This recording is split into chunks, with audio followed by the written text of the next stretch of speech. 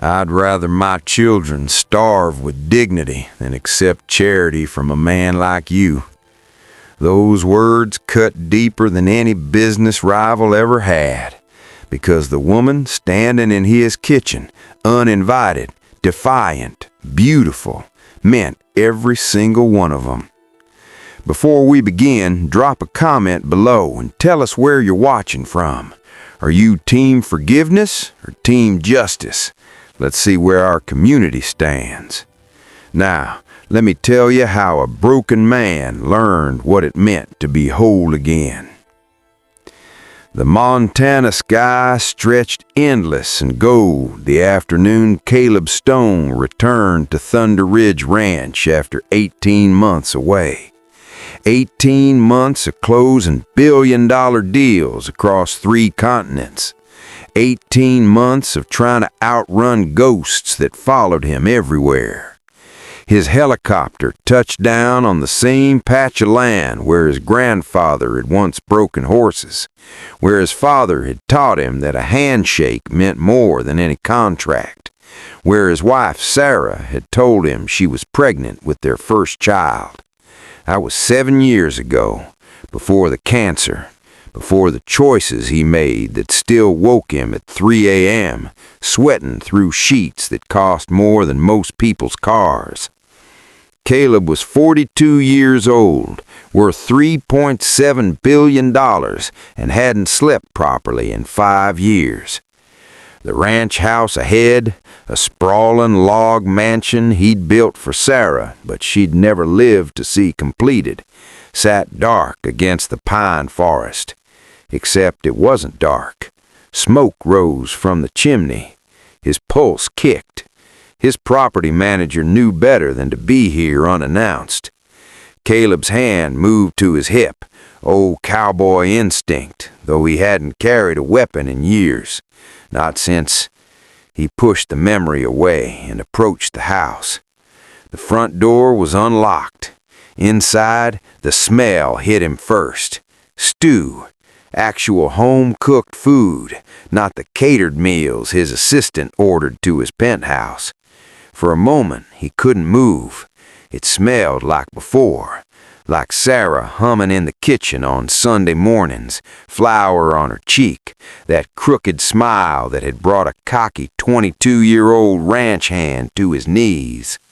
Then he heard voices, a woman singing soft and low, a child laughing, another voice, younger, quieter, reading aloud. Caleb moved through his own house like a stranger, following sounds that shouldn't exist. His boots were silent on the hardwood Sarah had picked out. Past the great room with the stone fireplace they'd designed together, down the hall toward the kitchen where she'd wanted windows facing east to catch the sunrise. He stopped in the doorway. A woman stood at his stove, her back to him. Dark hair pulled into a messy bun, flannel shirt rolled to her elbows, jeans worn soft with age and work. She stirred something in a pot while swaying slightly, humming a melody he didn't recognize but somehow knew by heart. At the kitchen table sat 2 children. A girl, maybe 7, with tangled auburn hair and gaps in her smile, was reading from a water-damaged book. A boy, smaller, perhaps 4, was coloring with crayons that saw better days. His tongue stuck out in concentration as he worked. The scene was so ordinary, so impossibly domestic, that Caleb felt something crack inside his chest. This was the life Sarah had wanted, the one he'd been too busy building an empire to give her before time ran out. "Who the hell are you?" The words came out harsher than he intended. The woman's spoon, the spoon clattered to the floor. She was younger than he'd first thought, maybe 32, 33, dark eyes that widened with something between terror and fury. A scar ran from her right eyebrow into her hairline. She was thin, the kind of thin that spoke of skipped meals, but her chin lifted with a pride that made her look like a queen facing down an army. "Mama?" The little girl's voice trembled. The woman moved instantly, placing herself between Caleb and the children. One arm swept them behind her, the other grabbed a cast-iron skillet from the stove. "Don't you dare come near them," she said. Her voice shook, but her hands were steady. Caleb raised both palms. "Lady, you're in my house. I'm asking the questions here." "Your house." She laughed, but there was no humor in it. "Your house has been empty for over a year. We checked. We asked in town. Nobody's been here. Nobody cared about this place." "I care about it. I own it. You're trespassing." "We needed shelter." Her knuckles whitened on the skillet handle. "The old Barnes cabin collapsed in the storm 3 weeks ago. We had nowhere else to go. I left money on the counter, everything I have. $247 is not much, but..." $200? I almost laughed. "You think that covers breaking into my home?" The little girl started crying. The boy pressed his face into her sister's shoulder. The woman's jaw clenched. "I'm sorry we frightened your precious property. We'll leave. Come on, babies." She started gathering the children, shoving their few belongings, clothes that had been mended over and over, a stuffed rabbit with one ear, into a backpack that was more tape than fabric. "Wait." I didn't know why I said it. "It's 23 degrees outside. There's a storm coming." "We'll manage." "How? Where will you go?" She met my eyes. Hers were the color of bourbon in lamplight and held enough pain to fill the canyon beyond my property. "You know my name?" Of course she did. Everyone in Montana knew Caleb Stone, the local boy who'd made it big, who'd married his high school sweetheart and then lost her while chasing money across the globe, who owned half the county but never spent a night in it anymore. "What's your name?" She paused at the threshold. Snow was already beginning to fall outside, visible through the windows Sarah had loved.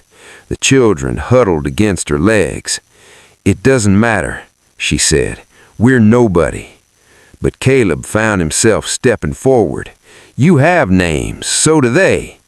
The little girl looked up at her mother with eyes that trusted her absolutely. The boy sucked his thumb, too young to understand they were being thrown into a winter storm with nowhere to go. The woman's shoulders sagged for just a moment, then steel returned to her spine. "I'm Grace Mitchell. This is Lily." She touched her daughter's head. "And this is Noah. Their father died 14 months ago. The bank took our ranch 6 months after that. We've been living in the Barnes cabin since July, and yes, technically that was trespassing too. So if you want to call the sheriff, call him, but we're leaving now." She turned. Caleb should have let her go, should have closed the door and called his property manager to change all the locks, should have gone back to his empty life in the empty house. Instead, he said, "The stew's burning." Grace froze. "On the stove, something's burning." She looked back at the kitchen. Smoke was indeed rising from the pot she had abandoned. For the first time, her mask cracked. Her hand went to her mouth. "I'm sorry. I'll clean it. I'll fix it. When did you last eat?" Caleb asked quietly. "A real meal." Grace's eyes narrowed. "What does that matter to you?" "Answer the question." "Yesterday. The kids ate yesterday." "And you?" Silence. Lily looked up at her mother, then at Caleb. "Mama gives us her food. She says she already ate, but I know she didn't." "Lily," Grace's voice broke. The boy, Noah, had started shivering. His coat was too thin for Montana winter. Both children wore shoes with soles coming apart. Caleb Stone had negotiated with Fortune 500 CEOs, foreign diplomats, and venture capitalists who'd eat their own grandmothers for profit.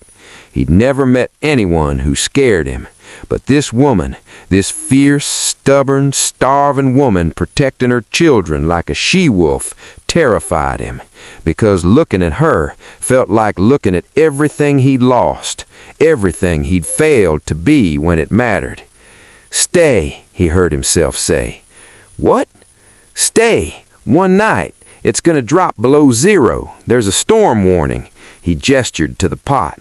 "Fix the stew. Feed your kids. Tomorrow we'll figure this out." "We don't need your charity." "It's not charity, it's—" He searched for words. "It's what people do. You're in trouble. I have space. Simple as that." Grace studied him with those bourbon eyes, looking for the catch, the price, whatever men like him, men with everything, would demand from women who had nothing. "Why?" she asked. Caleb thought of Sarah those last few weeks, how she'd squeezed his hand and told him to live after she was gone, to find meaning beyond the money, to remember who he'd been before ambition had hollowed him out. He'd failed that promise every day for 5 years. "Because," he said, and his voice came out rougher than he intended, "I'm tired of this house being empty." Grace Mitchell didn't trust him. Caleb could see it in every movement as she salvaged what she could of the stew, added more vegetables from his untouched refrigerator, and fed her children at the kitchen table where he and Sarah used to dream about the family they'd have someday. He kept his distance, made coffee, tried not to stare. Noah fell asleep with his head on the table before finishing his bowl. Lily ate 3 helpings, then looked guilty about it until Grace smoothed her hair and told her it was okay, baby. Eat as much as you want. "There are bedrooms upstairs," Caleb said when the kids were yawning. "Guest wing, clean sheets. We'll sleep down here," Grace interrupted, "by the fire." "The beds would be more comfortable. We're not staying long enough for comfort to matter." But she didn't move to leave. The snow was falling harder now, visible through the wall of windows. The wind howled around the house like something alive and hungry. Caleb brought blankets, pillows from the linen closet Sarah had organized and he'd never touched. Grace accepted them without thanks, creating a nest for her children on the great room floor. "There's a guest bathroom through there," he said, pointing. "Towels under the sink." "Fine. I'll be upstairs if you need—" "We won't need anything." She met his eyes. "We'll be gone first light." "The storm's supposed to last 2 days. Then we'll leave when it clears."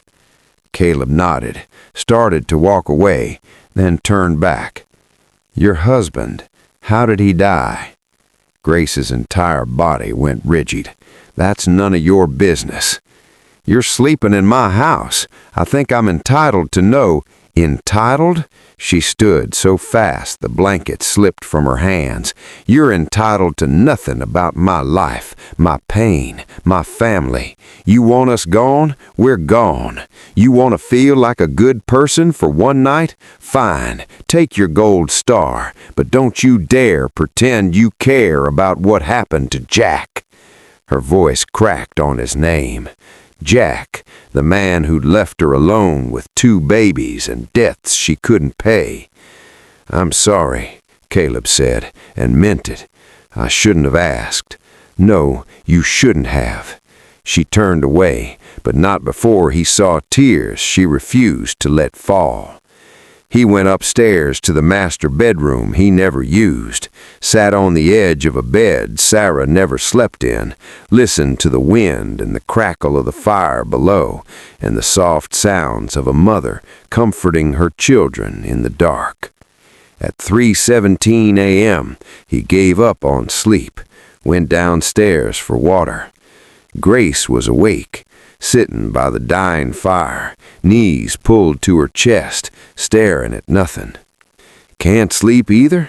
he asked quietly. She didn't startle, just looked at him with exhausted eyes. Haven't slept right in over a year. Same. Something shifted in her expression. Why? You have everything. Had, he corrected. Past tense. Your wife. It wasn't a question. Small town. Everyone knew everyone's tragedies. Sarah. She died 5 years ago. Cancer. By the time we caught it. He sat down on the opposite end of the couch, safe distance. I was in Singapore when she got the diagnosis. Flew home, but I'd already missed 3 months of symptoms because I was never here, always chasing the next deal. Grace said nothing, but she listened. She did treatment, surgery, chemo. I hired the best doctors money could buy, flew specialists in from Switzerland, from California, from everywhere. His hands clenched. None of it mattered. She died on a Tuesday afternoon. I was holding her hand. She told me she forgave me. For what? For not being there. For building her a mansion when all she wanted was time. For choosing ambition over her, over and over, until there was no more time left. He looked at the fire. She forgave me. I never forgave myself. Grace was quiet for a long time. Then, Jack died in a car accident, coming home from town. Black ice on the canyon road. I'm sorry. He was a good man, not rich, not powerful, but good. He'd give you the shirt off his back. He loved those kids more than his own life. Her voice hardened. But good doesn't pay medical bills. Good doesn't save the ranch when the bank comes calling. Good doesn't keep your family from sleeping in abandoned cabins and breaking into empty mansions. What happened to the ranch? Jack's father had taken out loans. We didn't know until after he died, and the estate went through probate, predatory interest rates, balloon payments. By the time we understood what we'd inherited, it was too late. We tried to fight it, couldn't afford a lawyer. The bank foreclosed. She laughed bitterly. You know who bought it at auction? One of your subsidiary companies, Stone Holdings, LLC. Caleb's stomach dropped. What? The Mitchell Ranch, 200 acres on the South Fork of the Yellowstone. Your company bought it for pennies on the dollar. Development property, they said. Future ski resort or some bullshit. She looked at him. So yes, Mr. Stone, I know who you are. You're the man who owns my children's legacy, the land their great-great-grandfather homesteaded, and you probably don't even remember signing the paperwork. He didn't.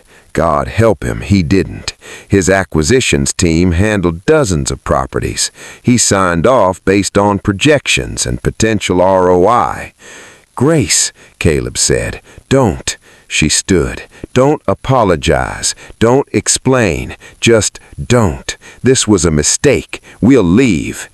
In a blizzard? With 2 babies? They're not babies. They're survivors, like me. Where will you go? That's not your problem. She started gathering their things. Caleb stood. Make it my problem. Why? So you can feel better about yourself? Add another gold star to your collection of good deeds? No, because, he struggled to find words, because I'm tired of pretending empty is the same as fine, because this house has been dead for 5 years, and your kids laughing at dinner was the first real sound it's held since Sarah died, because maybe, his voice cracked, maybe we're both just trying to survive what life did to us. Grace stopped, her hand stilled on Noah's tiny coat. Please, Caleb said, stay, just until the storm clears. Then if you want to leave, I won't stop you. But don't take those children out in this, not for pride, not for anger at me. They deserve better. Better? She whirled at him. You want to talk about what they deserve? They deserve a father. They deserve their home. They deserve... Her voice broke. She pressed both hands to her face. Lily, wake up.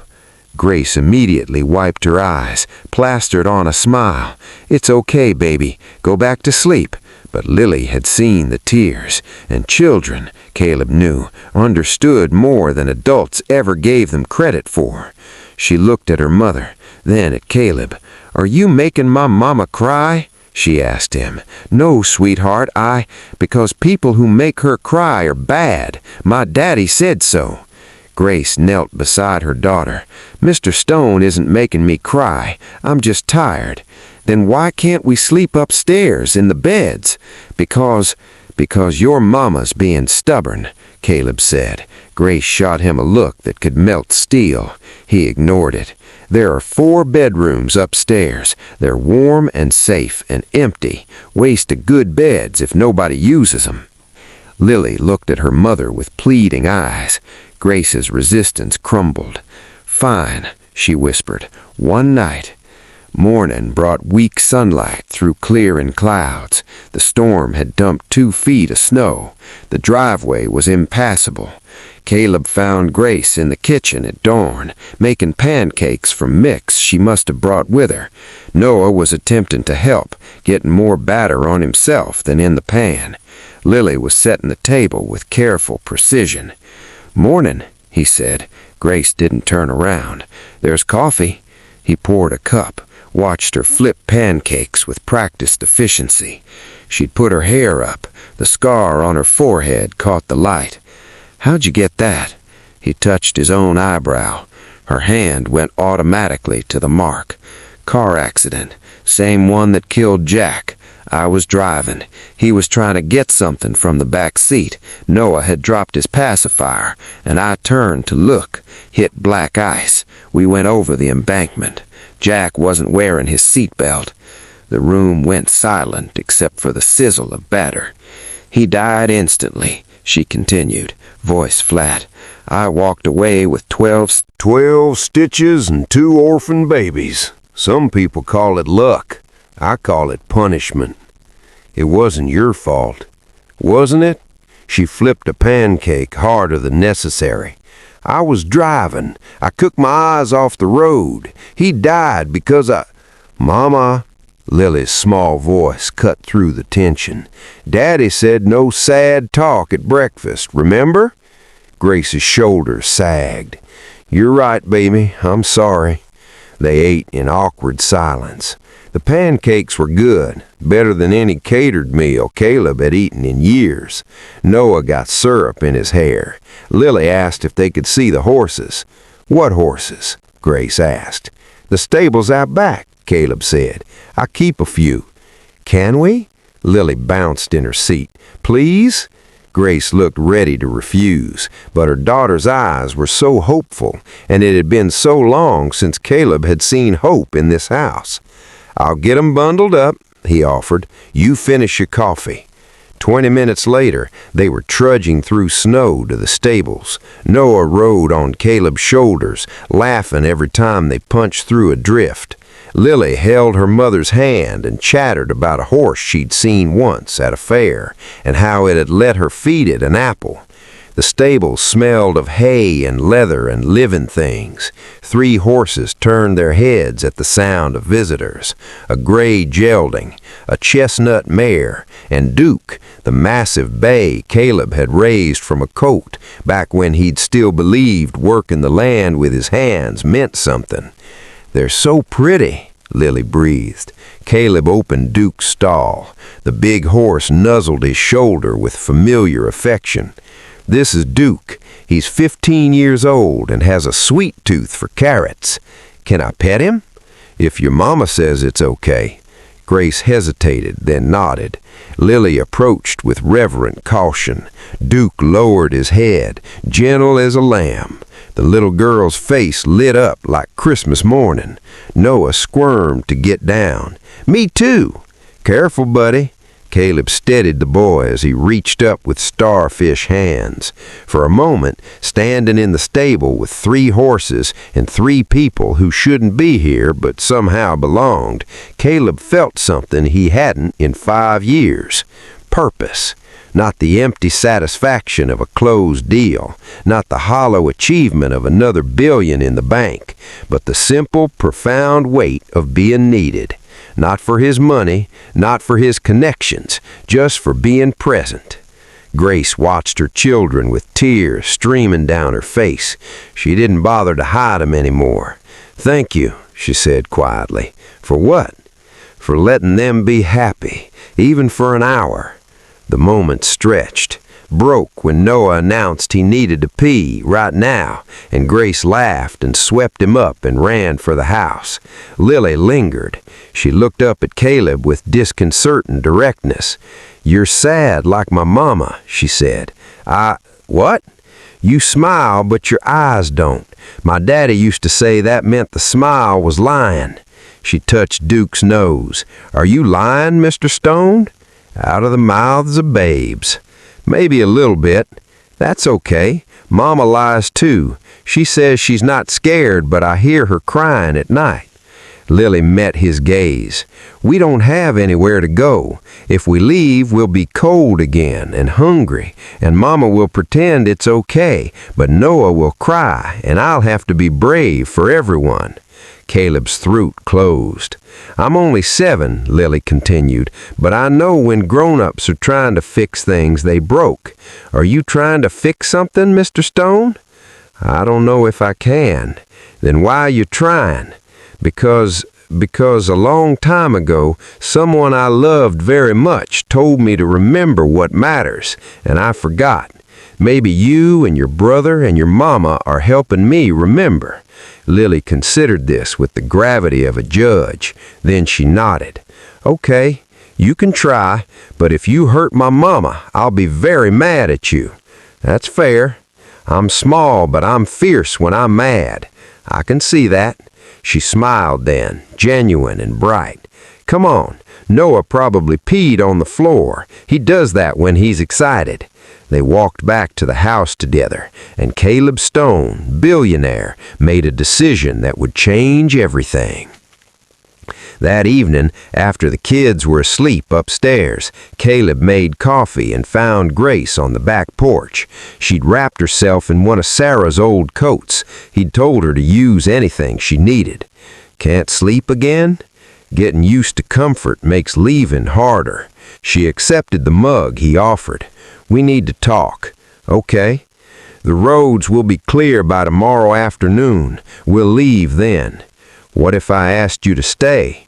Grace laughed without humor. "Why would you do that?" "Because this house is too big for one person. Because your kids need stability. Because my property manager's been after me for years to hire someone to maintain the place, someone to keep it lived in when I'm traveling, make sure pipes don't freeze, gardens don't die, that kind of thing." "You're offering me a job?"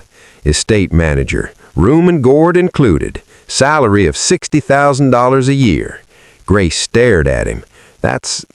No way. I won't accept charity." "It's not charity. It's a business arrangement. I need someone reliable, someone who'll treat this place with care. You need stability for your kids, mutually beneficial." $60,000? For what? Living here and watering plants? For managing a 20,000 square foot property? For coordinating with contractors when things need repair? For making sure the place doesn't fall apart when I'm gone for months at a time? He met her eyes. For making it feel like a home instead of a museum. "Why you? You could hire anyone." "Because you already broke in once means you're resourceful." He smiled slightly. "And because Lily threatened to be fierce if I hurt you. I'm terrified."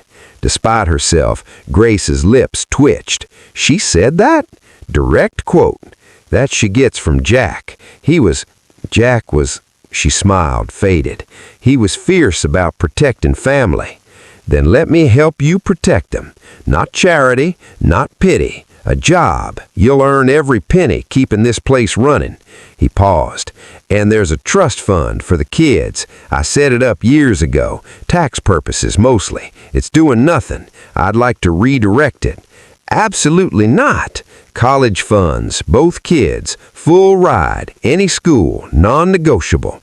Mr. Stone, Caleb, if we're going to work together, call me Caleb. Grace set down her coffee, stood, paced the porch like a caged animal. This is insane. You don't know us. We could rob you blind and disappear. You left $247 on my counter when you thought nobody would ever know you'd been here. You're not going to rob me.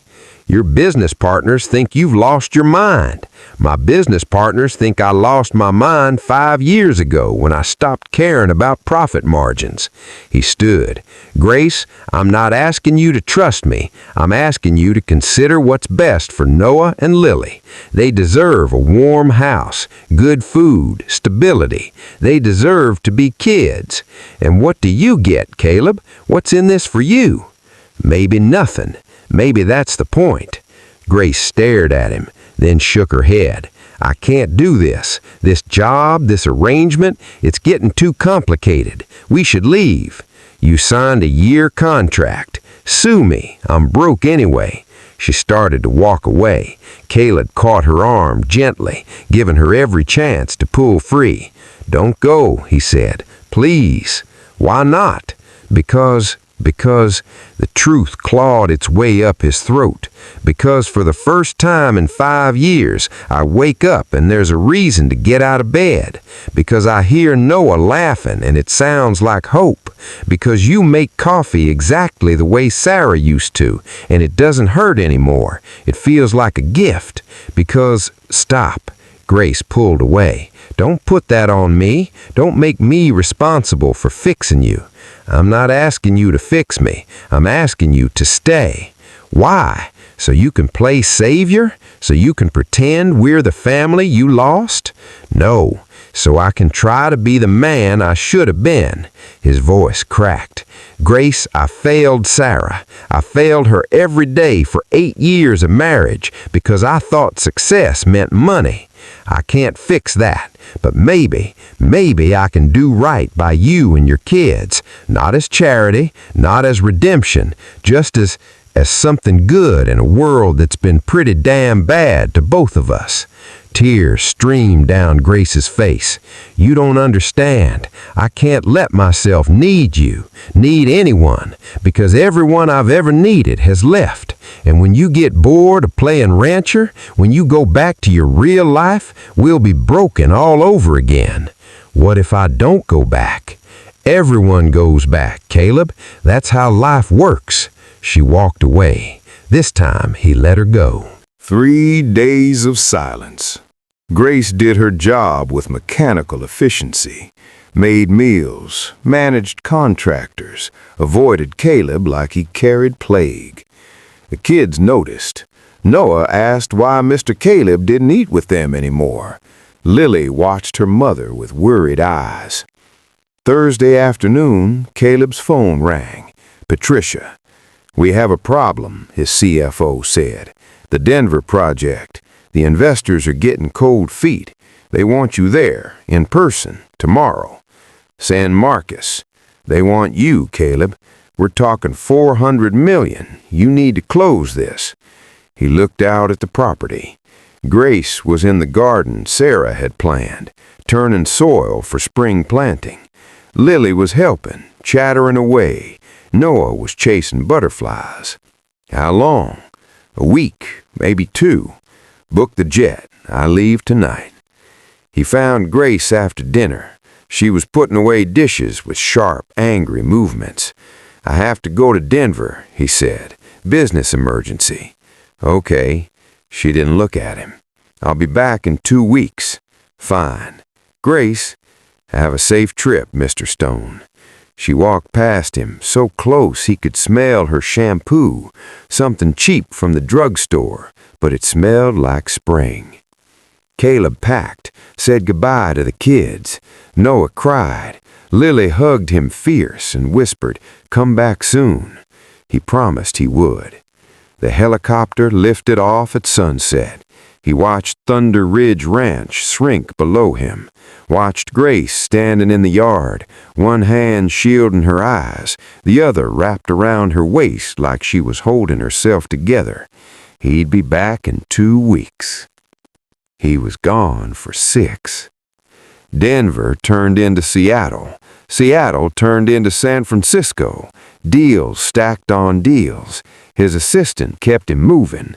Coffee and conference rooms and contracts that meant nothing. He called Thunder Ridge every night. Grace answered with one-word updates.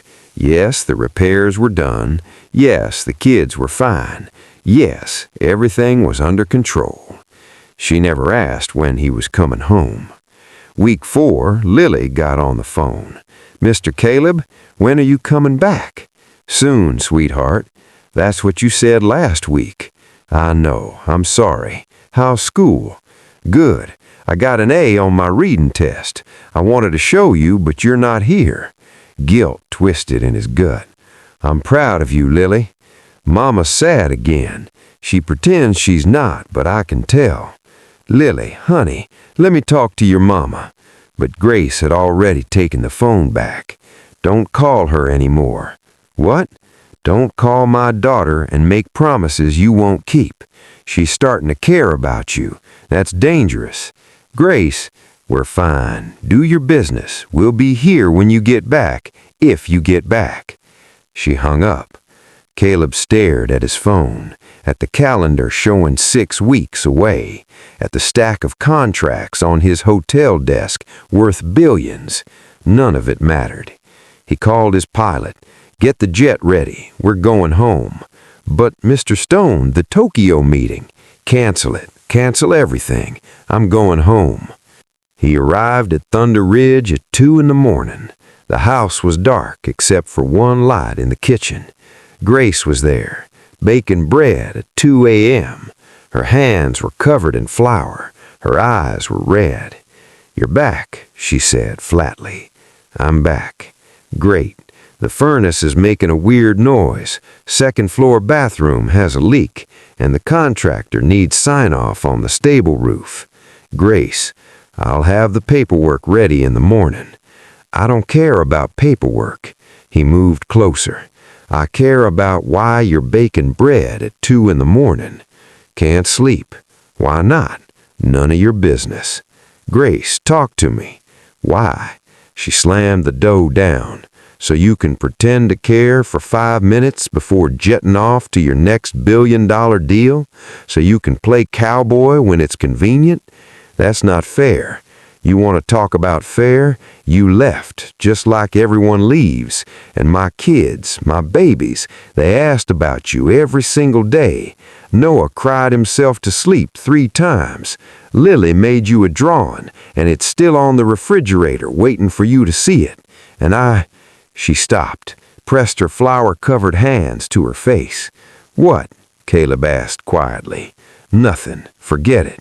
"Grace, I missed you." The words exploded out of her. "I missed you, and I hate myself for it, because I swore I wouldn't need anyone ever again. But you left, and this house felt empty, and I couldn't breathe because... Caleb closed the distance between them, pulled her into his arms. She fought for half a second, then collapsed against his chest, flour and tears and broken promises between them. "I'm sorry," he whispered into her hair. "I'm so sorry. I thought I was doing the right thing, handling business so I could come back and stay, but I forgot what matters." "What matters?" Her voice was muffled against his shirt. "This. You, the kids, home, not the house, the people in it." She pulled back enough to look at him. Her eyes were storm dark and swimming with tears. "Don't say things like that unless you mean them." "I mean them." "Do you?"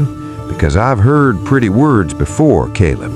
Jack promised forever too, and then he was gone, and I was alone with 2 babies, and I'm not Jack. No, you're worse. Because at least Jack couldn't help leaving. You choose to. Every time your phone rings, every time some deal comes up, you'll choose that over us." "Us?" He caught the word. Is there an us? Grace froze, realized what she said, tried to backtrack. I meant the kids. Grace. He cupped her face in his hands, thumbs brushing away flour and tears. Is there an us? She looked at him with so much fear and longing it hurt to witness. I don't know. Maybe. If you stay. I'm staying. You said that before. This time I mean it. He pulled his phone from his pocket, held her gaze, and dropped it in the sink full of dishwater. Grace's eyes went wide. What are you doing? That's a $1,500 phone. I don't care. He turned to face her fully. I have a landline. My assistant has the number. If the world's ending, they can reach me. Otherwise, I'm here. For you, for Noah and Lily, for whatever this is between us. You'll regret it when the deals fall through, when you lose money. I have $3.7 billion, Grace. I could lose 90% and still be rich.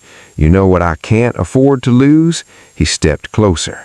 This, whatever this is, because for the first time since Sarah died, I feel alive, and it terrifies me, but not as much as the thought of losing you. Caleb, I'm in love with you. The words fell between them like stones in still water. I think I have been since you held that skillet and told me not to come near your kids, since you ate stew standing up so they could have seconds, since you left money on my counter even when you were starving. You're fierce and stubborn, and you don't need saving, but I need you anyway. I need your strength, your fire, the way you make this house feel like home. Grace was crying openly now. I can't. I'm not ready. I know. I'm not asking you to love me back. I'm just asking you to let me stay. Let me prove I'm not going anywhere. She studied his face, looking for lies, finding only truth. If you leave again, if you break my kids' hearts, I won't. If you do, Caleb Stone, I swear I'll... He kissed her. It wasn't planned, wasn't smooth. His hands were still holding her face, and hers were covered in flour, and it was 2 a.m., and they were both broken people trying to put each other back together. But it was perfect. Grace made a sound, surprise or surrender, and kissed him back, deep and desperate, like she was drowning and he was air. When they finally pulled apart, they were both breathless. That was... She started. Yeah, we shouldn't. Probably not. The kids are asleep. She laughed, actually laughed. This is insane, completely insane, he agreed, then kissed her again. They stood in the kitchen until dawn, talking and kissing and planning a future that terrified them both but felt inevitable as sunrise. 3 months of peace. 3 months of building something fragile and real. Caleb worked from home, took calls from the landline, let his assistant handle everything that didn't require his signature. His business partners thought he'd lost his mind. His accountant was horrified at the opportunities he turned down. He'd never been happier. Grace let him in slowly. Movie nights with the kids, dinner as a family, stolen kisses in the barn when Noah and Lily were occupied. She still slept in her own room, still kept walls up, but they were crumbling. Then July came. Caleb got a certified letter from the estate of Thomas Barnes, the man who'd owned the cabin where Grace and the kids had sheltered. Barnes had died. No heirs. And in his will, he'd left detailed notes about the property dealings that led to the Mitchell Ranch foreclosure, including evidence that the loan documents had been fraudulent, that the bank's vice president had been taking kickbacks, that the foreclosure shouldn't have been legal. Caleb read the documents 3 times, then called his lawyer. "This is solid," Jennifer said. "With this evidence, we could sue, get damages, possibly criminal charges against the bank officers involved. How much are we talking? Compensatory damages alone? $10 million minimum. Punitive could double that. $20 million. Justice for Grace and her kids. Proof that what happened to Jack's family wasn't just bad luck, but criminal fraud. He should have been elated. Instead, ice settled in his stomach. Because the bank involved? First Montana Trust. And the man who'd authorized the foreclosure, who'd taken the kickbacks, who'd built a career destroying families like Grace's? Richard Stone, Caleb's father. Caleb sat in his office for 3 hours, staring at evidence that his father had been a criminal, that the man who'd taught him about honor and handshakes and Montana values had destroyed families for profit. Richard Stone had died 4 years ago, heart attack on the golf course. Caleb had mourned him as a flawed but fundamentally good man. That man was a lie. He heard Grace in the hallway, Lily chattering about swimming lessons, Noah asking for a snack. Normal, peaceful, everything he'd built with them, everything about to shatter. He found Grace in the kitchen. The kids were outside playing. "We need to talk," he said. She turned, took one look at his face and paled.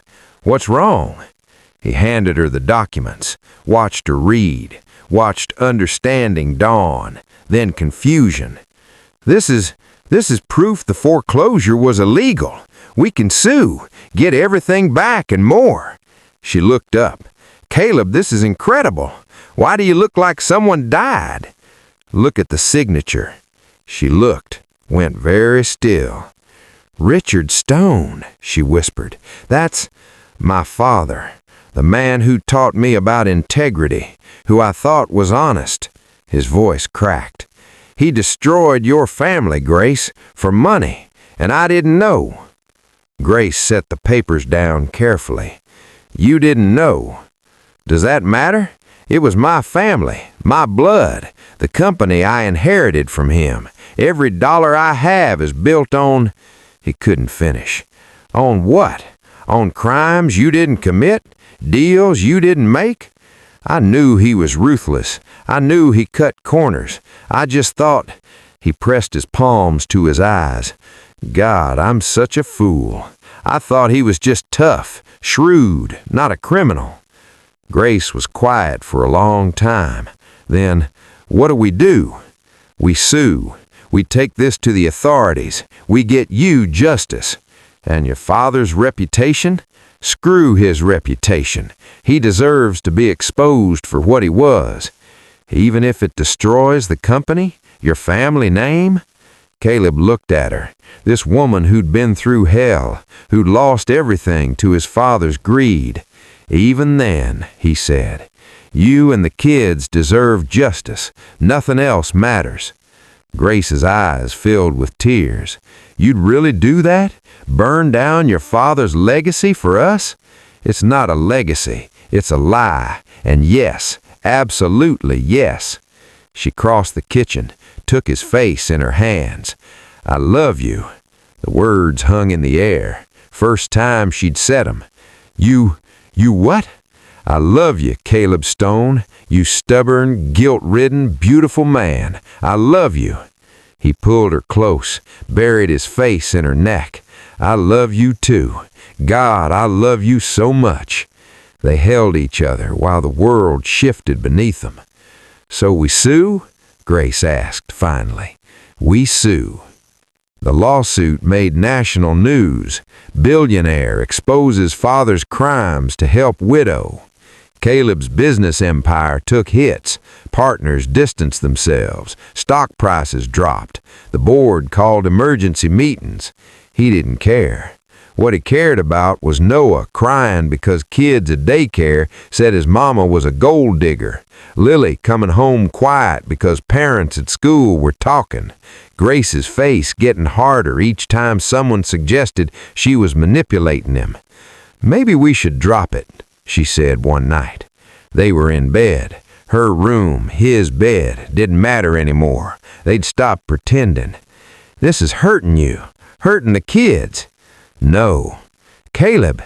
"No. Truth matters. Justice matters. We're not backing down." But the pressure mounted. His assistant quit. 3 board members resigned. Investors threatened to pull funding from legitimate projects. Then came the countersuit. First Montana Trust, now facing criminal charges, went nuclear. They sued Caleb for defamation, claimed the documents were forgeries, brought in experts and lawyers and mountains of paperwork designed to bury them. They're going after your kids, Jennifer warned, claiming Grace coached them. They want depositions from Noah and Lily. Absolutely not. We might not have a choice. That night, Caleb found Grace on the porch, staring at stars. "Tell me the truth," she said. "Are we going to win?" "I don't know." "What if we lose? What if they take everything and we're left with nothing? Then we'll have nothing together." She looked at him. "You say that now, but when you're broke, when the name Stone means scandal instead of success?" "Grace Mitchell." He pulled her to face him. "I don't care. I don't care. You think money matters to me? After everything? You and those kids, you're my family, my home. Thunder Ridge could burn to the ground, and as long as you're beside me, I'm the richest man alive." "You're insane." "Probably. We could lose everything. Then we'll lose it together." She kissed him, hard and desperate and full of fear. "Promise me. Promise if this goes bad, you won't resent us." "Never. I promise. On Sarah's memory, on everything I have left, I will never resent you. Any of you." The trial took 8 months.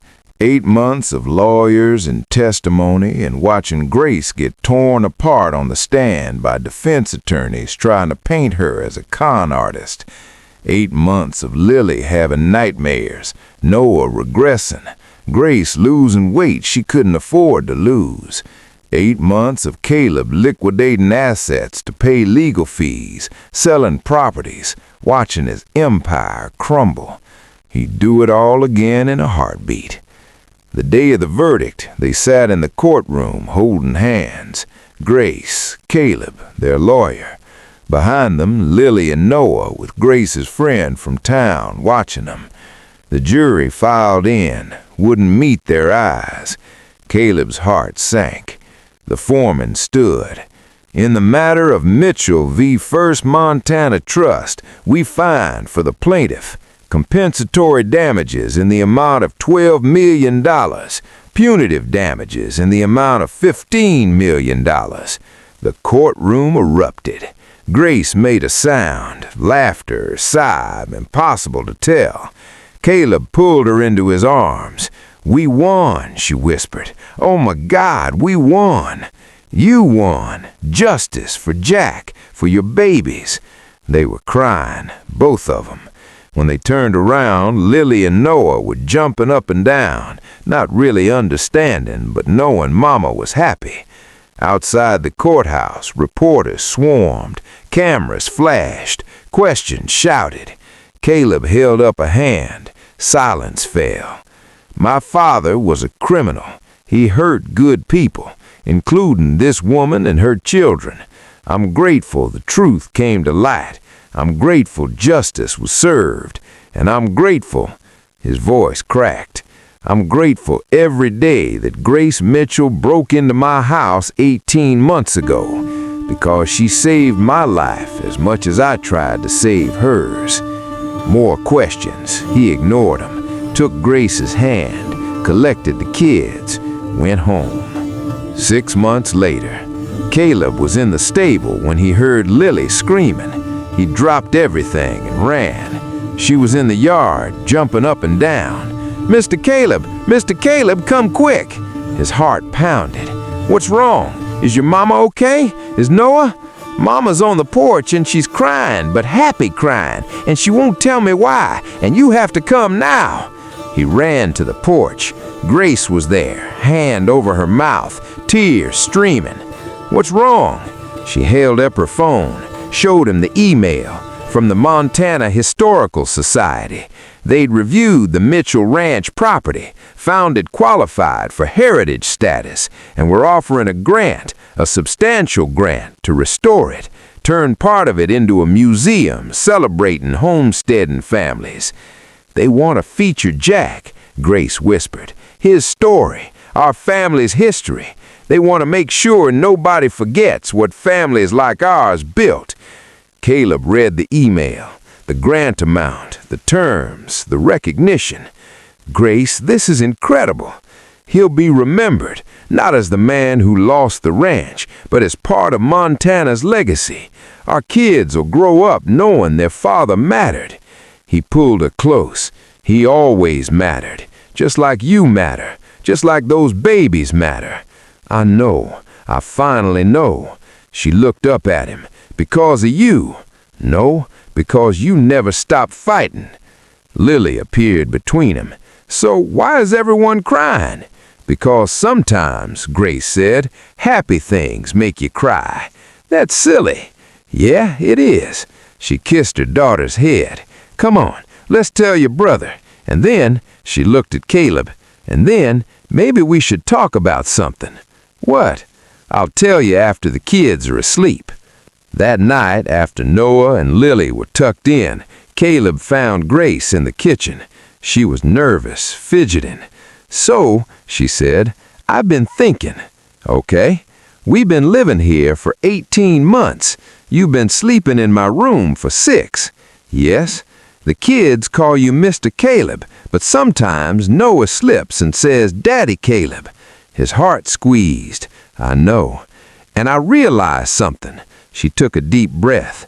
This is home, not the house, not the land. You, us, this family we've built from broken pieces.